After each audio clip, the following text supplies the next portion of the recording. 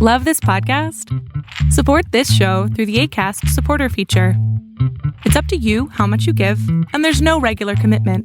Just click the link in the show description to support now. You're locked in. Look at what we have here, folks. To the only show that matters. The cream of the crop. Duke loves wrestling. And there is no one that does it better than your host. I have come here to chew bubblegum and kick ass. The Duke. And I'm all out of bubblegum.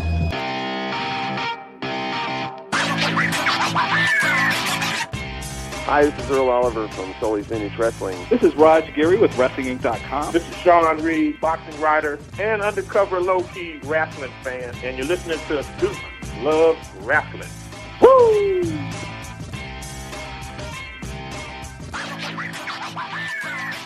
Welcome back to Duke Loves Wrestling, the show about pro wrestling and everything else. What's going on out there, folks? Putting a bow on the month of February. Wow. February 2021. We're already almost 2 months in the books here so far. And it feels like it's going fast. I don't know about you, but this is moving this year right here, man. This week, I'll be going over WWE Elimination Chamber, giving my thoughts on that mega event. Also going over some of the top stories in pro wrestling, of course. But before we get to that, I do have some sad news to report.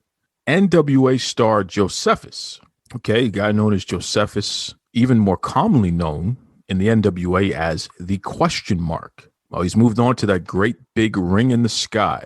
Unfortunately, we've lost him. He's passed away suddenly. So this is just really, really sad news to report here. And a lot of folks who are part of the NWA community and beyond, whether it be the wrestlers themselves or fans, everyone is just pretty broken up about this. Josephus, real name is Joseph, but he also was the Question Mark, which legitimately one of the more entertaining members of the NWA roster. You know, just this guy. Think back to when the NWA relaunched. Everything was happening on YouTube on a weekly basis, right? 6:05 Eastern Standard Time. Who was it? Our two friends of the show, actually. So we have the coach, Dustin Davis. You know, he has that West Middle School. He has the pro wrestling club over there. Shout out to Coach Dustin Davis. He gave me a heads up about the Question Mark. And also, it's still real to me, damn it. You know, Mr. Dave Wills, the two of these guys gave me, and you, because they came on the show and talked about it, they both put over the Question Mark as being an interesting character, part of the NWA that everyone should keep an eye out for because he's pretty fun. And sure enough, he was hilarious. You know, they paired him up with Aaron Stevens, and that turned out to be a great pairing. And Question Mark was awesome. You know, a lot of folks liked him. He sold a bunch of shirts and what have you. I think he even trended online at one point. You know, don't forget that our friend Thunder Rosa was part of the NWA and still is. But she was on the YouTube show every week and what have you. And one of the things that I saw, they had some kind of minor interaction with each other. So I started tweeting about that hardcore, saying, you know, the Question Mark has a crush on Thunder Rosa and he better watch himself. And, you know, if anyone else said anything about Thunder Rosa, I said, well, you better go through the Question Mark on that. And, you know, a lot of folks picked up on that to the point where both Question Mark and Thunder Rosa, they started playing that up a little bit. And from what I understand, you know, just based on what Thunder Rosa has said about Joseph, Question Mark, he's a pretty good guy, you know, a really good guy. So she's pretty broken up about his passing, just like a lot of folks are. And that's unfortunate because that strange gimmick, the Question Mark, was over, man. And it's unfortunate that we didn't get a chance to see how far that could have went. I mean, that guy could have been champion with that gimmick. And that sounds silly at first, but I'm telling you, that is old school. You know, the Question Mark. He's from parts unknown. We don't know what's going on with him or what have you. You know, just like old school wrestling, Mr. X or something like that. The person behind the mask. Who is it? And we know that it was Josephus. But that was part of the fun as well. But, you know, really big loss in the wrestling community there. So, again, my best to Josephus' family and other loved ones and you fans out there. You know, just tough. It's always tough to lose somebody from a general standpoint. But, these folks that we see on TV and online on a regular basis, these are our superheroes. This is who we turn to kind of escape reality, so to speak, right? So to lose somebody from that community, that sister and brotherhood, is just really, really tough, man. Really tough. And he was a young guy, too. I mean, I don't even think the guy was 40 years old. So, again, best to the family there and other loved ones, fans, the whole 9 yards. Rest well, Josephus, the question mark.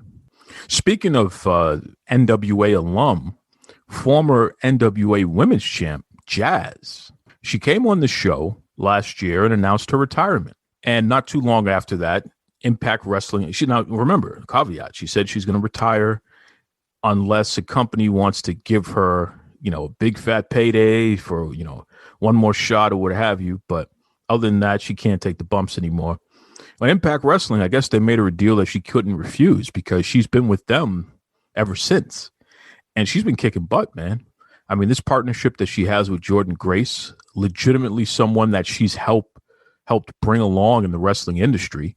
I mean, she was there from the beginning when Jordynne Grace started wrestling. Her mother had to bring her to wrestling school because she was too young to sign up on her own when Jordynne Grace started wrestling. I think she was like 14 or something like that when she started wrestling.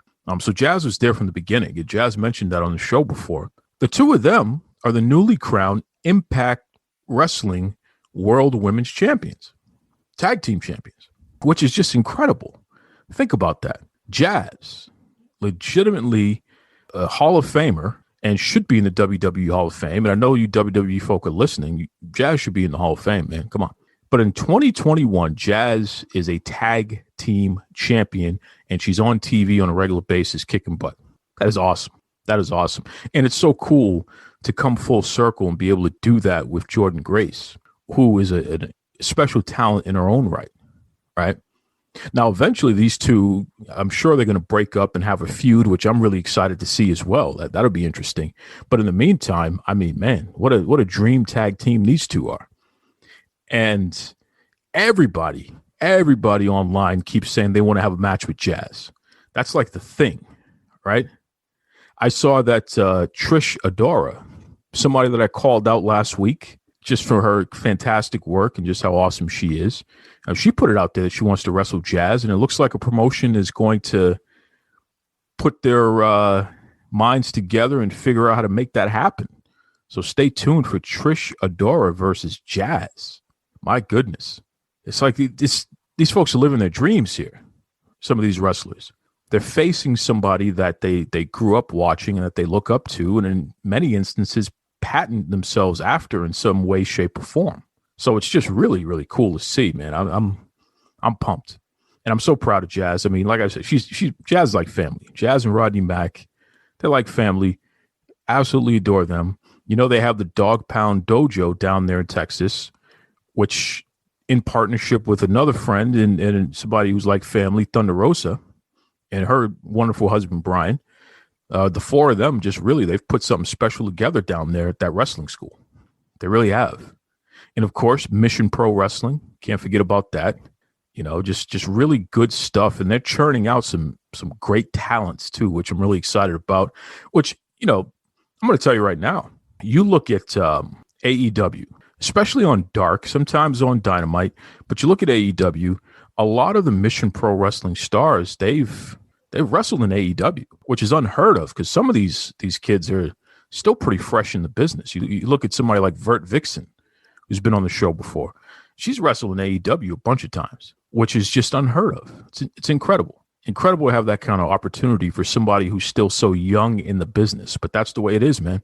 So, they're doing big things. And if you would like to learn your craft, become a great technologically sound, have a great foundation in terms of training when it comes to pro wrestling, even if you've wrestled somewhere else, you've trained somewhere else, but if you want to get some good finishing, you got to check out the Dog Pound Dojo. I'm telling you, you got to check them out. Jazz, Rodney Mack, Thunder Rosa, Brian, you got to check them out. Just the folks are doing a great job with that school, and the proof is in the pudding. You look at some of the talents that they've managed to get major opportunities for, That's not by accident. So just keep that in mind there. Shout out to everybody. They're doing big things. And we'll be talking about the next Mission Pro Wrestling card coming up as well, because I believe somebody who just had one of the best matches of the week this week is a surprise guest who's going to be wrestling on that Mission Pro Wrestling card. And I'm talking about none other than Nyla Rose.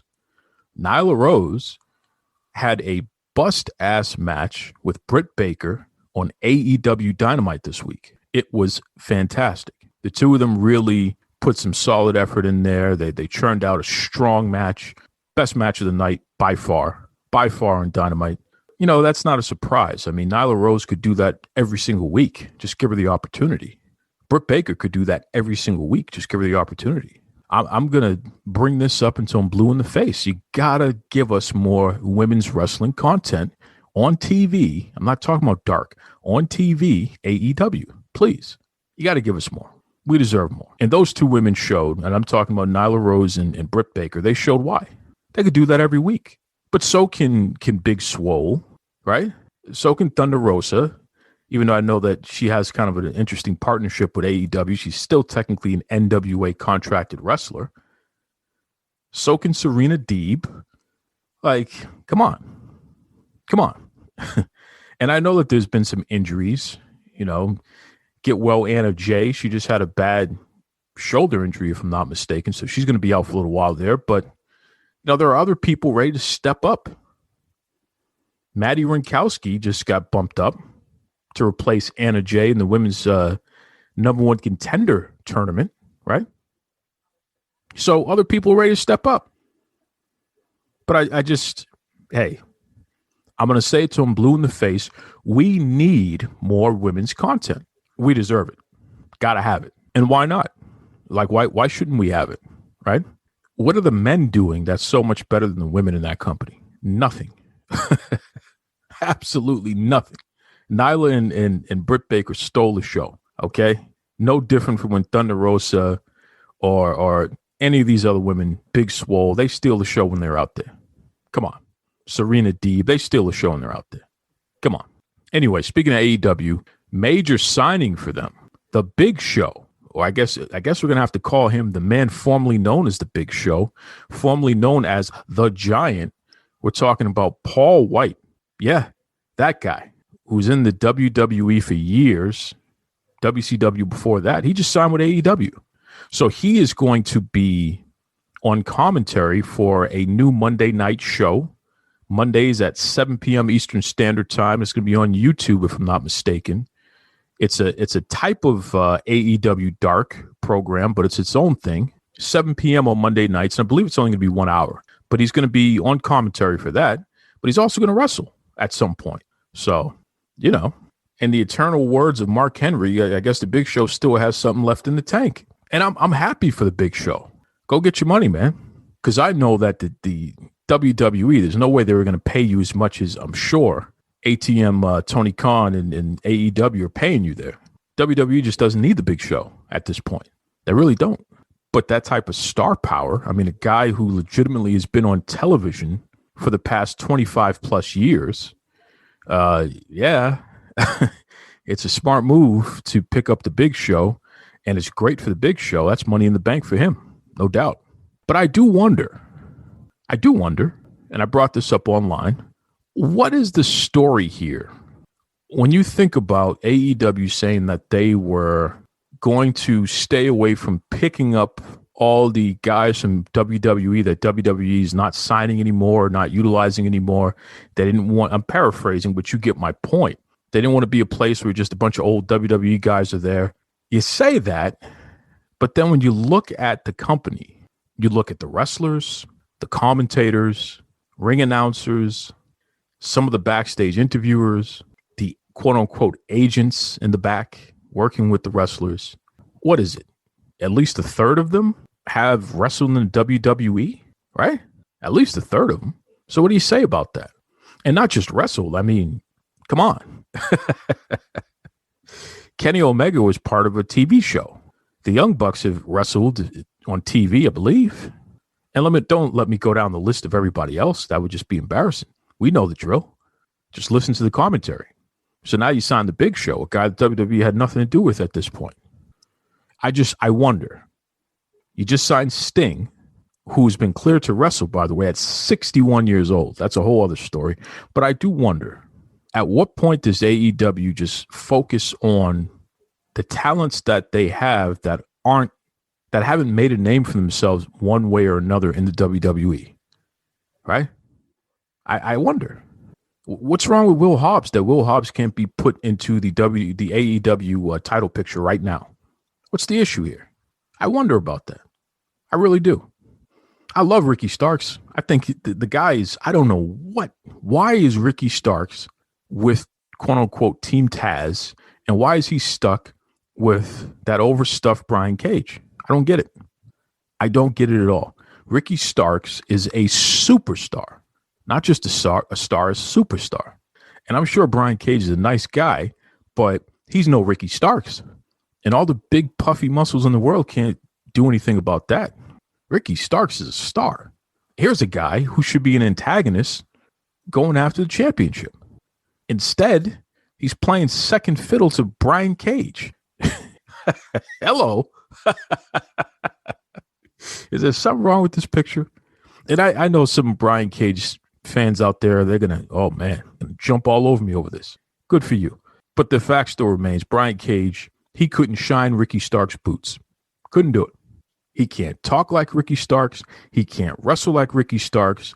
And he's not even as handsome as Ricky Starks. Okay? You could take that to the bank. Cash it. You might get double for it. That's right.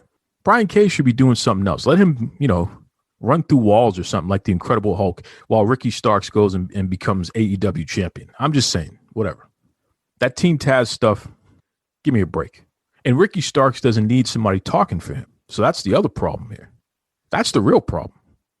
I don't know. Yeah, and listen, the AEW fans, they went after me online. They always do. They're upset with me because I pointed out previous comments from Executive Vice President Cody Rhodes regarding not wanting to pick up old WWE talent and make the place overrun with WWE talent.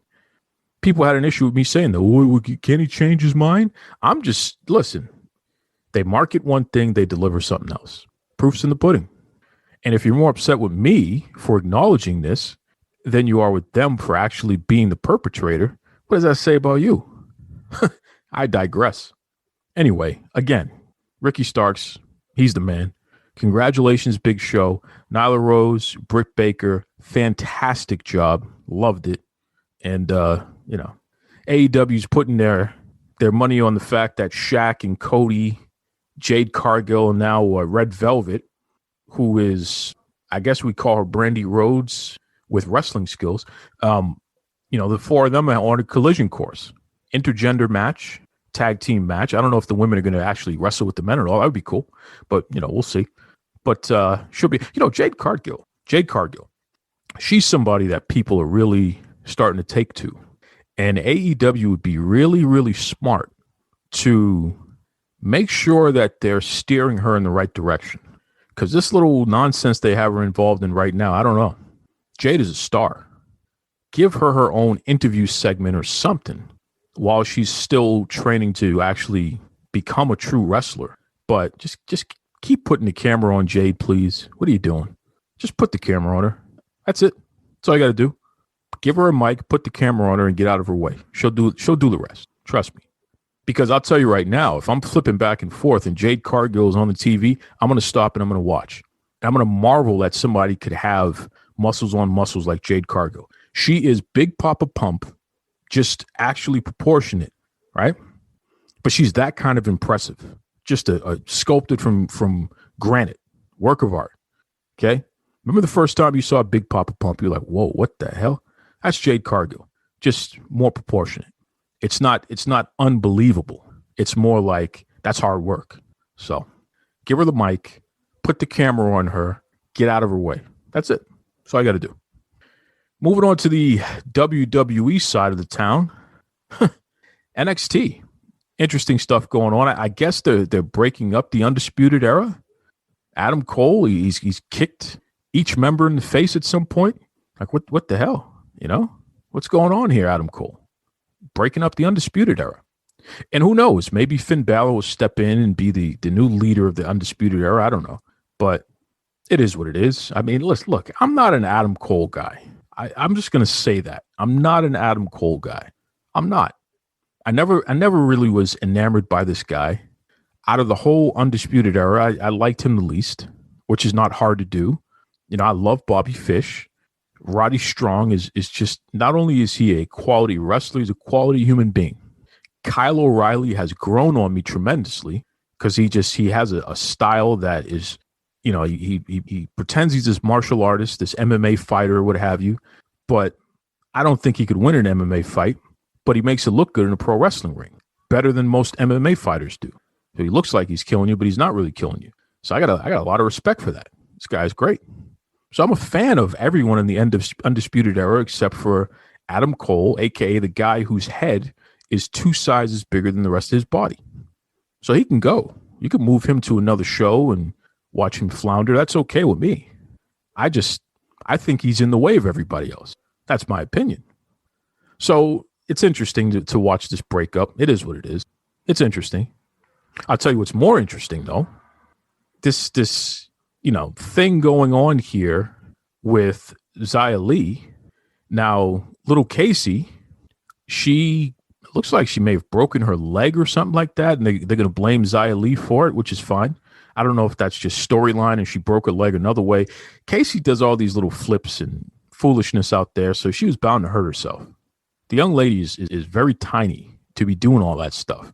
You look at somebody like Rey Mysterio, and he had to put on a lot of weight to really muscle to absorb all the punishment his body was taking. Casey's going to have to do something like that, man. She's going to have to add another 10 pounds of muscle and hopefully not lose her speed because that body's not built to be taking those bumps. Give me a break. Not the style that she's doing. It just doesn't make sense. I'm just going to say that. Doesn't make sense. Doesn't make sense at all. Xia Li, whew, that's a winner. That is 100% grade A, badass, kick-ass winner. Love Xia Li. Love the whole presentation. She means it, man. And you could tell she's hungry, too, because nothing was given to her. She is taking everything that she gets. Big fan of hers. Love what she's doing. Love the new variation of her gimmick. Mysterious. Listen, she should go on a Oscar-like tear and not lose anymore. She shouldn't lose another match for the next year. Build her up. Build her up all the way because she's fantastic. Okay? I'll tell you that right now. And if you look at it, she's a specimen in her own right, too. You know, just in great shape, always in the gym, quick, has kicks that just look incredible. I'm a big fan of Xia Li. Love her. Good stuff, you know. So we'll see what happens with her as her gimmick continues to materialize there. But I think that she could be in the title picture soon in NXT. She should be because she can kick everybody's ass. Hey, let's call it the way it is, you know? Speaking of kicking people's ass, this Killer Cross, man, they put him in there with Santos Escobar and his crew, and they got Cross just running through everybody. And it's I don't know. I like Cross, but I don't like Cross, but I like Cross. Does that make sense? Probably not. I like Cross, but I don't like Cross, but I like Cross. Karrion Cross. They don't call him Killer Cross. Karrion Cross. Okay. This guy. I don't like the fact that I think that he looks like a guy who's trying to look impressive in the ring as opposed to a guy being impressive in the ring. So they got to figure that out. You know what I mean? Listen, if Cross would do the stuff that Kyle O'Reilly does, it would be more impactful. Everything Cross does, it just looks like he's portraying a character as opposed to believing, listen, I can kick everybody's ass. So Xia Li is a great example. When Xia Li gets in that ring, she is 100%.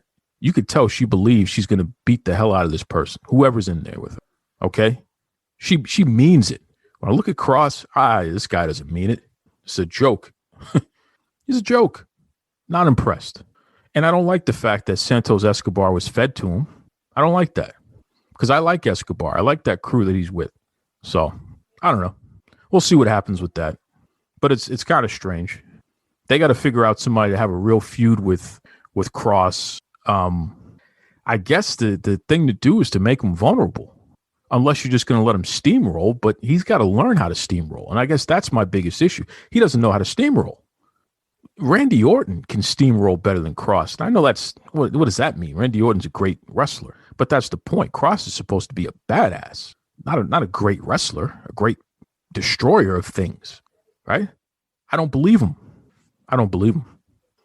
Moving on there, Sasha Banks had a great interview with Stone Cold Steve Austin on his podcast, and they showed it on the network.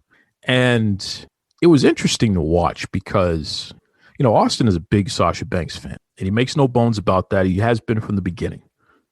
It's interesting to see them interact now as opposed to a couple years ago. And I think Sasha summed it up best. She's no longer just happy to be here. She's a businesswoman, and she understands the business now. And that's great. And I think Austin was marveling at the transition, the evolution of this person, right? It was really fun to see. And it was really fun to see them talk about stuff in detail. I mean, she even opened up about Ronda Rousey hurting her shoulder when they had that match that they had. I believe that was at WrestleMania. No, that wasn't WrestleMania. It was leading up to WrestleMania. It was at the Royal Rumble a couple years ago. Ronda Rousey has injured a lot of people, and she's hurt a lot of people's arms in particular. She was rushed. She should not have been out there. I don't care what anybody says. I understand that she made a big splash and made some money for the company, but she left a bunch of broken bodies in the wake of it. Summer Rae, Alexa Bliss, Sasha Banks, you name it. Rousey was pulling a Nia Jax the way she was hurting people out there. So if she comes back, and I expect her to, hopefully she comes back not hurting people. Because I'm going to tell you right now, when you look at somebody like a Shayna Baszler, who was also an MMA fighter, she's not out there breaking people's arms and separating shoulders and, knocking people out with concussions and stuff. I mean, come on. What the hell? Come on, Ronda, be a professional. Please. You got to do better than that. So Sasha opened up about that. And it was interesting to hear her talk about certain people. She said her and Charlotte used to be good friends, but they realized that they're better rivals and they elevate each other, competing against each other, which is great. And then she talked about her friendship with Bayley, which is pretty fantastic too. That's just beautiful. Two of them. That whole story is beautiful. And and I've said it, Sasha versus Bianca Belair, it could close WrestleMania. I think that match has that type of potential and crossover appeal. It could be the last match of the night, and it would be that good. So keep an eye on that, because I think that only a few tweaks could elevate it past whatever the men are doing, and it's not beyond reach. It's attainable. So, but I enjoyed that. I definitely, Broken Skull Sessions, I think is what they call it. You got to check it out. Sasha Banks, Stone Cold Steve Austin, worth it. It's the latest interview that they did. And that was on the tail end of the pay-per-view, right? So we had it, Elimination Chamber, which I'll give a solid B-. I thought it was a pretty good event. The build was kind of weak, but the payoff was better. I am disappointed that Asuka did not have a match on that card. Remember, Lacey Evans is pregnant, so they couldn't go forward with the match that those two were supposed to have, but they could have put somebody else in there with Asuka. I didn't really understand why that match didn't happen. Nonetheless, a bunch of other matches happened, so let's go over that real quick. First match, John Morrison defeated Elias, Mustafa Ali, and Ricochet. So that was a fatal four-way match. Winner joined the United States Championship match from the main card. That was interesting. 7 minutes, 10 seconds. It was pretty good. I like Morrison. I think there's sky's the limit for him. I think he can get back in the title picture, so we'll wait and see what happens there. We had the Elimination Chamber match, first one of the night. That was Daniel Bryan. He defeated Cesaro, Jey Uso, Kevin Owens, King Corbin, and Sami Zayn. Bryan defeated Uso to win the match. 34 minutes, 20 seconds. That was a long one. And it was masterful. Jey Uso, let me tell you something. This guy doesn't get the credit he deserves. Jey Uso is just so wonderful. Can't say enough about Jey Uso. Big fan. Love his work. Love his ad-libs. And Daniel Bryan is Daniel Bryan. What are you going to say about him? So the winner got an immediate Universal Championship match with Roman. And it took Roman all of 1 minute and 32 seconds to make Daniel Bryan tap out which was exciting. That was fun to watch. I don't think the chapter is closed on those two, but we'll wait and see what happens there. But Jey Uso, I can't say enough about him. He's fantastic. Next, we had a triple threat match for the United States Championship. Riddle defeated Lashley and John Morrison. 8 minutes, 40 seconds. I wasn't happy that Riddle won, but it was a good match. Good match. Nia Jax and Shayna Baszler somehow, some way defeated Bianca Belair and Sasha Banks. That Reginald, he caused a problem which cost Sasha and Bianca the match. 9 minutes, 35 seconds. It was interesting. Good match. Drew McIntyre defeated AJ Styles, Jeff Hardy, Kofi Kingston, Randy Orton, and Sheamus in the Elimination Chamber. 31 minutes, 10 seconds. It was great. You know why it was great? That match wasn't great, but you know why it was great, the finish there? Because right after that happened, Bobby Lashley came out and destroyed McIntyre. And then The Miz cashed in the Money in the Bank briefcase and in 31 seconds defeated McIntyre for the WWE Championship. Great job, Miz. New WWE Champion. And let me tell you something. I know a lot of people, they poo-pooed on that, but I'll just tell you right now. The Miz is a star, okay? He's a star. And the thing about The Miz is he's always there to be plugged in. He can be on the bottom of the card. He can be at the top of the card. He can be in the middle. And he's going to do his job to the greatest ability possible without diminishing anybody else. The Miz is beatable. But you can buy The Miz being the guy who's holding a championship because he's credible. Right? Look how many years they've spent developing The Miz. But The Miz came to the WWE with a name already. It's not like he's a nobody. He was part of the MTV Real World franchise. He was part of the Real World Road Rules Challenge, what we call The Challenge now. He's part of that franchise. The Miz came in with fanfare from the reality TV world. And he busted his butt in the WWE to be where he's at today. The guy has also done movies. He's got multiple TV shows in addition to being a wrestler and appearing on TV as a wrestler every week. The Miz is top notch. So I was happy, number one, that they took that briefcase from Otis and the Miz got it. That was fantastic. But I was even happier to see the Miz cash in and take the belt off of Drew McIntyre. Because Drew McIntyre was one of the most boring champions you've seen in a long time. Okay? And listen, I was just starting to buy into McIntyre. I was just starting to buy into him. He's wearing the kilt. He's doing the sword thing. I think there's something there, but that still has to develop. In the meantime, you got a guy like The Miz who has his gimmick, who is a person who can do great media, who can generate buzz outside of wrestling media. He's a TV star. Yeah, put the belt on Miz. And if he's going to lose it, he can lose it at WrestleMania. But at least you'll get a build. So I was very happy to see The Miz relieve Drew McIntyre of the WWE Championship. Great job. I love it. And you know what? I hope he holds the championship beyond WrestleMania because I like The Miz. The Miz is the first double Grand Slam champion in the WWE. He is going to walk into the Hall of Fame. Big fan of The Miz. Great job, Miz. I don't understand why people want to poo-poo that because let me tell you something. There has been far more buzz since The Miz has been champion than there ever was when Drew McIntyre was champion. It's just a fact.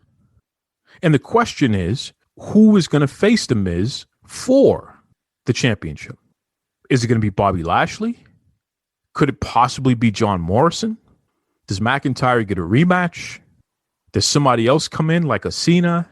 Like, who's it going to be? Daniel Bryan, that would be my pick. There's so many possibilities with The Miz. It's great. Love it. So it's good stuff. Good stuff all around. Like I said, B-. I would give it a higher grade if Asuka would have been able to wrestle. There's only one women's match, which is just an embarrassment. Shame on you, WWE. Disgraceful. Disgusting. Stop doing that. You're not AEW. Stop doing that. But other than that, it was a pretty good card. And we're on the road to WrestleMania, so it'll be interesting to see what happens. The card is not clear yet, but we're getting there. Looks like it's going to be Edge versus Roman. That will probably headline, and that's okay. I'm okay with that. It'll be nice to see Roman just destroy Edge, but that probably won't happen. It would probably be like a 30-minute match, but I don't want to see Edge win. I know that. Roman's doing his best work, so I don't take that title off him yet. I don't want to see that. But I do want to see something that I'm not expecting that'll be exciting. So we'll have to wait and see. That's right. Well, folks, that's it. Just catching up on the latest in pro wrestling this week. Definitely a lot to be happy about and thankful for. We got a lot of pro wrestling out there. And it's so great to see. We have options, right? That's the main idea. And I'm going to close on this. We have options. Whatever you like is what you like, and whatever you don't like is what you don't like. But at least you have options. So be thankful for that, right? Okay, till next week, be kind to yourselves, be kind to others. Take it away, Tony Schiavone. This is Tony Schiavone, and we're desperately out of time on Duke Loves Wrestling.